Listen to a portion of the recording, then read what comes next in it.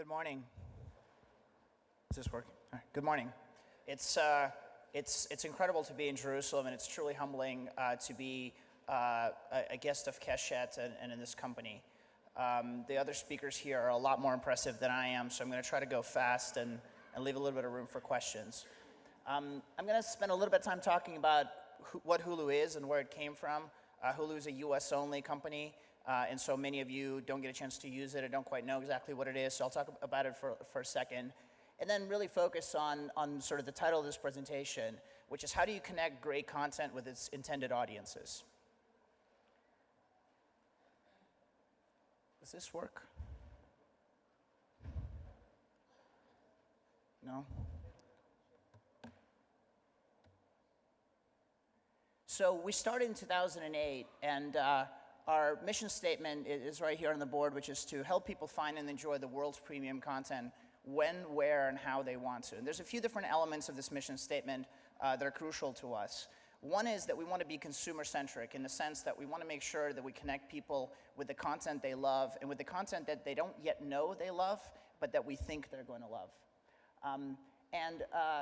The world's premium content is a very important component of our mission. From the very beginning, we set out to connect people with stories, no matter where those stories come from, and no matter what language those stories are told in. And then finally, the when, where, and how they want it. When we started in 2008, the majority of video that you could consume on the internet, you could only consume on the personal computer. But we knew that convenience was going to become an important component of how people watch video. And as precious as we want video to be, we're competing for people's precious time. They could be doing other things. They could be playing video games. They could be on Facebook, or God forbid, they can go outside and play. And so we wanted them to be able to consume content no matter where they are, whether they're in their living room, whether they're in their garden, or whether they're in the office. And so our rallying cry internally is this relentless pursuit of better ways, whether it's how content is delivered, whether it's how stories are told, whether it's the fonts on our user interface. We sort of internally refer to it as sweating every pixel. So today we're on 390 million devices in the United States, which is kind of a staggering concept given that there are only about 300 million people in the United States. But a lot of those people own a smartphone, they own an iPad, they own a living room device like an Xbox or a PlayStation, and we're on just about every device there is. And usually we're one of the first pieces of video software installed on that device. I'm just going to show you a quick example of an ad that one of our partners cut just a couple of weeks ago. It started running when this device came out.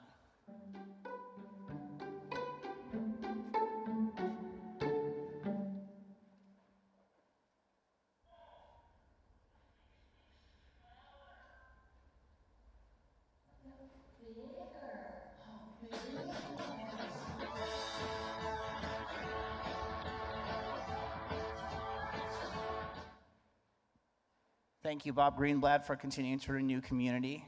It's a gift that keeps on giving for us.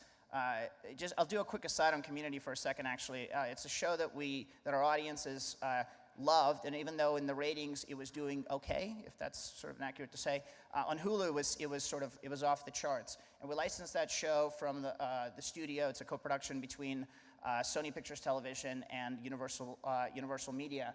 And what's interesting is that Sony was able to sell the show to Hulu. It then sold it into linear cable on Comedy Central, and then sold to broadcast syndication in 96% of the country. And it's now one of the most profitable franchises that Sony has. And so it's, our role is to, and I won't talk about it at length here, but our role is to monetize content and to support the existing ecosystem that exists. Our role is not to cannibalize it or to take away from it. We want more money to pour into content production, because if more money isn't poured into content production, great stories simply won't be told. We know how much it costs, we know how hard it is, and our job is to support that. So what are the different components of why people love Hulu? Well, one is a clean user interface. We want people to be able to take the action of clicking on video and to consume video to be as easy as humanly possible, whether it's the video they're looking for or whether it's a video that we're recommending to them. Personalization engine is really important to us. We have a team in China that's largely devoted to algorithms to make sure that we're surfacing the right content to the right people. As important as demographics are, we think that you can do a lot better than that. We think that psychographic profiles are a lot more important. So I happen to be a father of two. I think you saw a couple of my kids in that video. I happen to be a father of two and I'm male, but I love Nashville and Scandal. Well, that wouldn't have been predicted entirely based on my demographic profile. I have a colleague who is a woman in her 30s who loves Japanese anime. And so what we don't know based on their demographics is that she's a bit of a nerd and I'm a bit of a softie. But these are the types of things that algorithms can predict based on the types of consumption and the patterns that we followed. And then finally, we have a best-in-class video experience. And there's a lot of different companies today that deliver video over the internet. But there's not a lot of products that just works. And it just works is an important rallying cry for us. We need to get rid of the doorknobs and light switches when it comes to how consumers consume video. And we want it to just be simple and easy to use. And that's a really, really important driver for us as far as how we design and run our company. So these numbers are public. We launched Hulu Plus, which is our subscription product, a little bit less than 3 years ago in late of Q4 of 2010. And it's grown really fast. These numbers are through Q1 of this year. It's continued to grow at a similar pace, and we'll soon release updated numbers. But we've seen a pretty explosive adoption of the service. So I don't know what the next slide is, but I think the next slide is a video. So if I'm correct, I want to sort of tell a little bit of a story via the timeline of Hulu since our launch of what the content experience has been.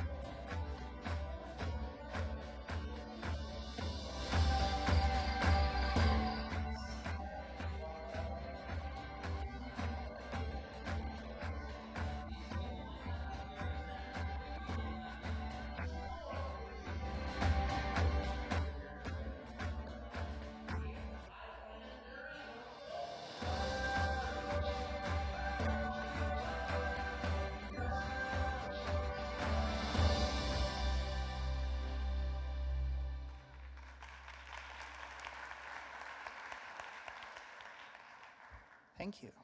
So one thing you might have noticed, with this timeline is we started out being fundamentally a home for other people's content, and we had the humility to know that that's really all that matters. That was the premium content that mattered in the marketplace. As we evolved and as more different services started offering high quality video, we realized that we have to get into programming that's essentially first run, that you can't find anywhere else. especially once we launched the subscription product. Before the subscription product, we really didn't do that at all, and we started a couple of years ago. And so when the first show that we acquired that way, you saw a little bit of a clip of it, it's a show from the UK that runs on E4, it's called Misfits. And when I watched the first season of that show, and I was kind of looking at it, reviewing it, it was very clear to me there's an audience for it. But the show was edgy, it was sexy, it was sci-fi, it was funny, and it was British. And there just wasn't a network for which that was a fit. It was probably a little bit too British for Showtime. It was probably a little bit too incomprehensible for Sci-Fi Channel, and so on and so forth. And it just made sense for us because we have this we have the combination of the psychographic profiles where it made sense. And we got really lucky because that was the very first show that we acquired, and it was gangbusters in terms of its consumption. In fact, we just launched the 5th and final season of Misfits on Hulu on October 31st on Halloween, and even now it remains one of the most popular shows on the service. So over the last few years, we've been experimenting and investing, roughly doubling our investment year over year, every year, trying to prove to ourselves that we can help tell great stories, and more importantly, we can connect those great stories with audiences, and that's what has since become what we call the Hulu Originals brand. I'm going to talk about a few of the shows that we currently have or that are sort of upcoming, and there are a few that you saw in that video. We started out reasonably modestly, essentially working with storytellers, with great storytellers like Morgan Spurlock and Rick Linklater, basically telling them, you're really good at what you do, we're going to give you a tiny bit of money and do the best you can with that and tell the stories that you can.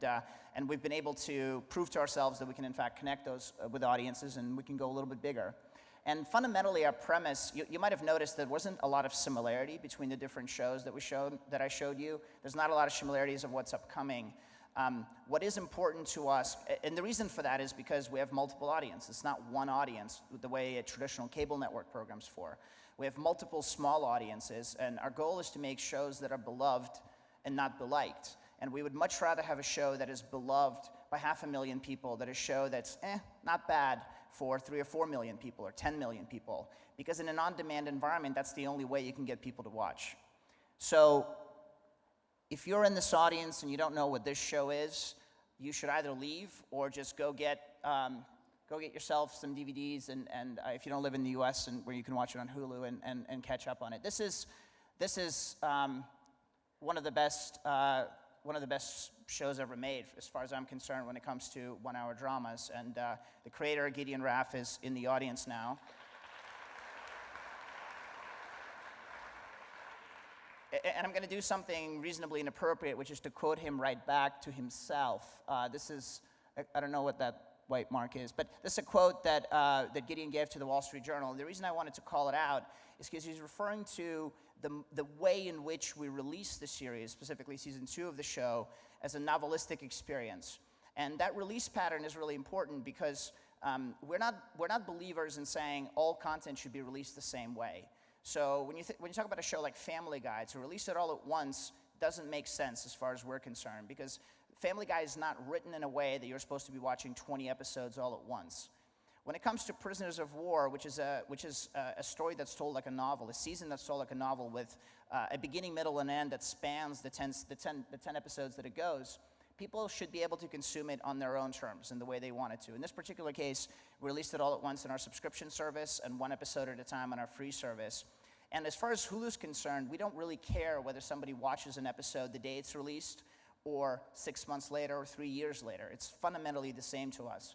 What matters to us is that people enjoy the experience, that they subscribe, and they continue to consume.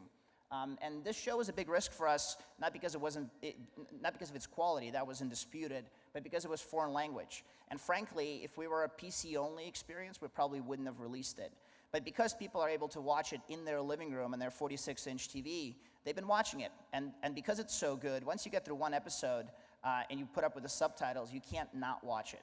And so it's not for the Hebrew speakers in the US, it's fundamentally for lovers of high-quality television, which is who ends up watching this show. And it really is great. If you haven't seen it, please go see it. So this show, Moon Boy, is it's created by and starring Chris O'Dowd. Chris O'Dowd in the US is one of those guys where just about everybody knows what he looks like without necessarily knowing his name. So when we did a viral campaign for the show, we just referred to him as that guy from Bridesmaids. But it's another show that's not quite a fit in the sense that it's very funny, it's very sweet. It's based on Chris's upbringing in Ireland with three really sort of crazy older sisters. And this boy, as Chris calls him, an idiot boy, this boy has an imaginary friend who happens to be a tall guy with a beard. What's interesting is we released the first season of the show this summer, and the next season's coming I think in February. And this is a quote from a critic. I know, Bob, it's a critic, but still one that we kind of like. This is a critic from the Hollywood Reporter. And he essentially said it was his favorite comedy of the year, or this family comedy that was released, which is pretty crazy thing to say for a little show on a little place called Hulu. This show's coming out on November 6th. It stars Eva Longoria as an animated character, and it's yet again not a fit. It's an edgy adult animated comedy for women, which is really not something that's been done before. All right, I have some consumers. Can you guys all move to the States and watch it? This is a co-production with a Canadian partner, produced by an Israeli producer named Yair Landau. Some of you might know him. And we're very excited about it. It's really, really good. The head writer and creator is the former head writer of both Family Guy and American Dad. And we're excited about it, but we'll see. We'll see how it does. Again, modest bets, and we're hoping for some home runs. The Wrong Mans is a co-production with the BBC, and it's the first we've done a lot of business with the BBC, but this is the first time we've co-produced something where we're actually creatively involved. It was created by these two crazy guys. James Corden, some of you might know him, he was a star of a movie called History Boys and a play called History Boys. He also won a Tony last year for his role in One Man, Two Governors. And Matt Baton is a star of a show that did really well for us called Spy. And they created the show, which again is not normal. It's a heist comedy in the sort of, so it's, the way they think about it, it's kind of like 24 meets The Office. I'm going to play a little teaser, which in no way gives you an idea as to what the show's about, but you'll kind of get a sense of what their vibe is.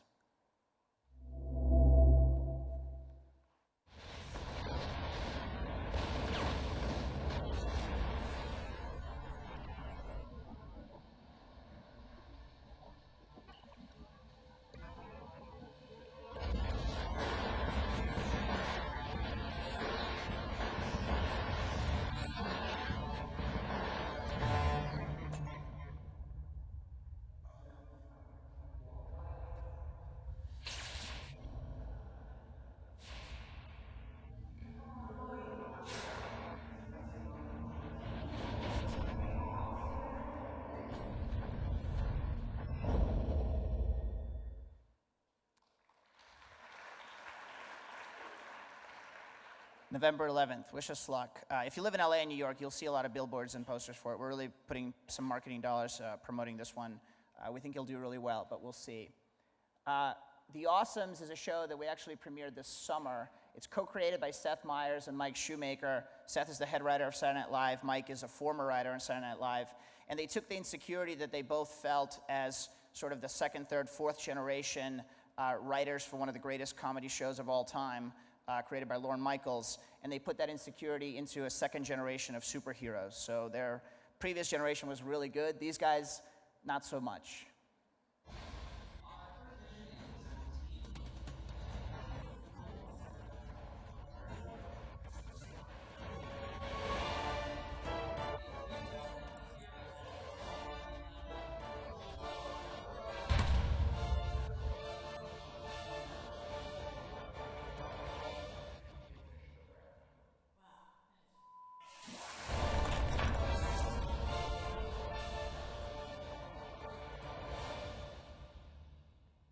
It's funny, when the head writer of Saturday Night Live, who's about to be a talk show host, thanks again, Bob, asks an actor to do some voices in a cartoon, they tend to say yes a lot more frequently than they do otherwise.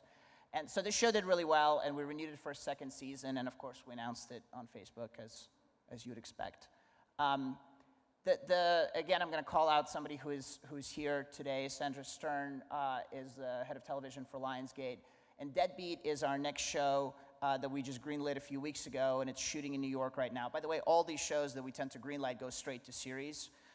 We do a lot of work ahead of time, and we don't have, frankly, the capabilities to do pilots, and so we go straight to series, shoot them all out of sequence. And this is a co-production between Hulu and Lionsgate. It's produced by Brad Pitt's production company with some pretty impressive folks behind it, so we're pretty excited about this one. And again, doesn't really fit. It's a ghost comedy. What do you expect? It stars a lovable, typical leading man, as you can see from the photo, Tyler Labine. Kat Deely is playing her first real acting role, and she's sort of the female lead. And Brennan T. Jackson is the best friend who went to Harvard, but is also a pot dealer. So I talked a little bit about some of the sort of first-run shows that we do that we call Hulu Originals. And I'm going to touch on a few other categories that are important to us. Kids is one of them. So we, oh, sorry, I forgot to mention. Yeah, we're going to do 20 titles next year. And about 5 or 6 that we produce and fund ourselves. The rest are acquired, and we're continuing to double down. It's very, very important to us, the first-run shows. So back to kids. We got in the kids business reasonably late because when we had a free ad-supported service, we didn't feel comfortable distributing children's entertainment with advertising. We are now in a subscription business, and the kids content that we release runs without ads. We have all kinds of high-quality kids content, but the stuff that's up here is intentionally less recognizable. And the reason for that is what's fascinating, and I have one of these at home, little kids are actually enjoying discovering stuff they don't know and falling in love with new shows. My daughter, you might have seen her in the video, was dressed as Buddy from Dinosaur Train. But I'm going to play an intro sequence reminiscent of 6 Feet Under of one of the shows that's done well on Hulu.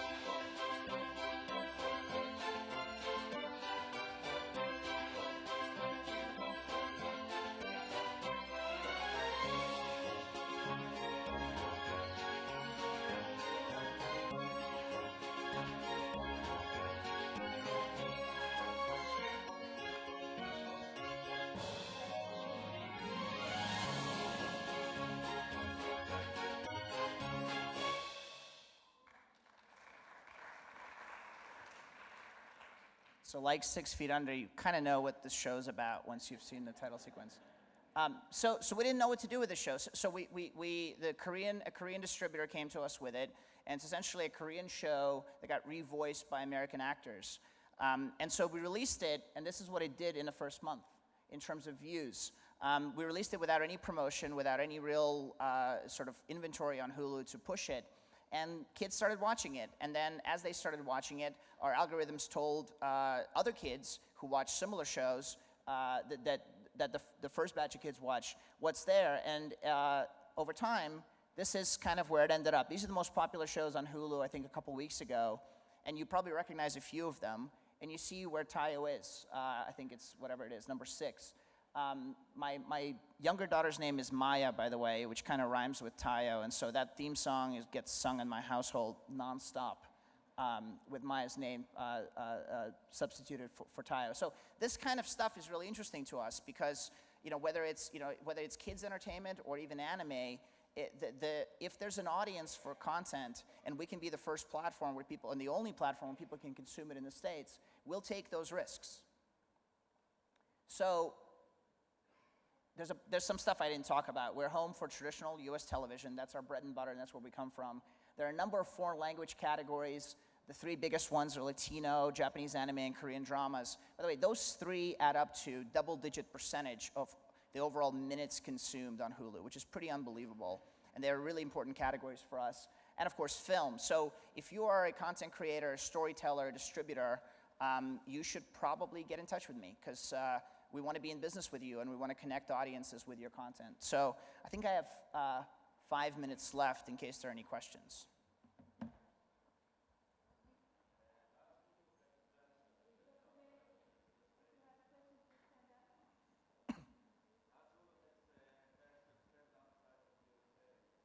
Yeah, so the question was, does Hulu have plans to expand outside the US? We have a business in Japan called Hulu Japan. If any of you live in Japan, you might have seen it, might have heard of it. It's a subscription business. And we're excited about it. We're doubling down and continuing to grow it. Otherwise, we don't have immediate plan to expand outside the US. And the reason for that, we just got a very significant infusion of capital investment from our owners. And the reason for that is we have a huge amount of room to grow in the States. So that's not to say we don't have plans to expand internationally eventually, but right now our focus is to grow the US and the Japanese business.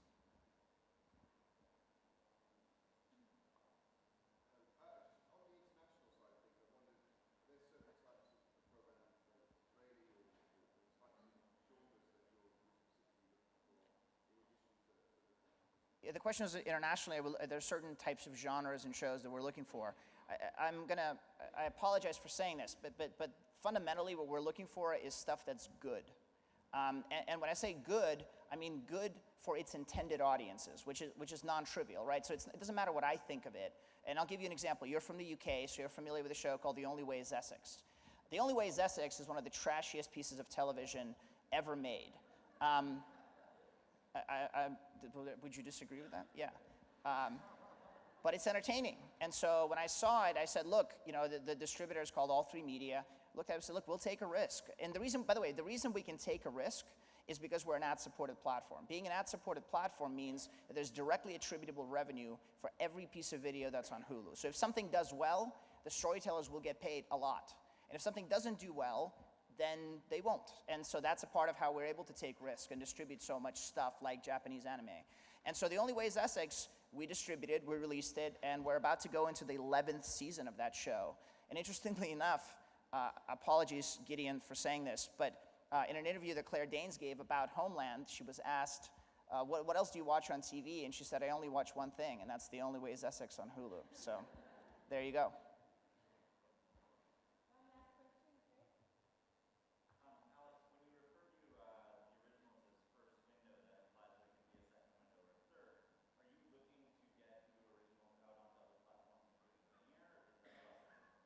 Yeah, thanks for that question, because I was gonna kind of wrap with that if no one asked the question. Yes, we are friends to television. We've been friends to television from start. We were started by Fox and NBC. Later, ABC Disney came on as an investor. They remain the three owners of Hulu. And fundamentally, we're in the business of supporting the existing ecosystem, growing it, and making it better. We're not looking to kill any of the existing businesses that exist, and we want them to flourish. And so when it comes to our original programming, we would be delighted for our original programs to have a second window on US television, whether it's cable or broadcast, and we're having some of those conversations. The show we released that I didn't talk about at length called Behind the Mask, which is a docu-series that we're really, really proud of about sort of the real people behind the mascots in professional sports. That show is being rebroadcast essentially in real time on Fox Sports, which is a cable network dedicated to sports. But we are absolutely, the show East Los High, which is a English language Latino show that we have, we're in negotiation with 3 different networks to potentially pick it up. What also is happening that's really interesting is that for shows that we've brought in from other countries, primarily the UK, but some others as well, they tend to get picked up really quickly for US remakes. I have lost count, but I believe as many as 9 or 10 of the shows that we premiered in first window in the US have been picked up for US remakes, including Misfits, Rev, Spy, and a number of others. And Misfits, which is a show that while we have the first window, the BBC Worldwide controls the US rights, is now airing about 4 seasons behind where it is on Hulu. on a US network called Logo. So it is fundamentally, we love that. We embrace it. We get a little bit of branding for it, which is nice support, but we embrace both the remakes and the second airings because it grows the overall ecosystem, and better exposure is a good thing. Thanks a lot.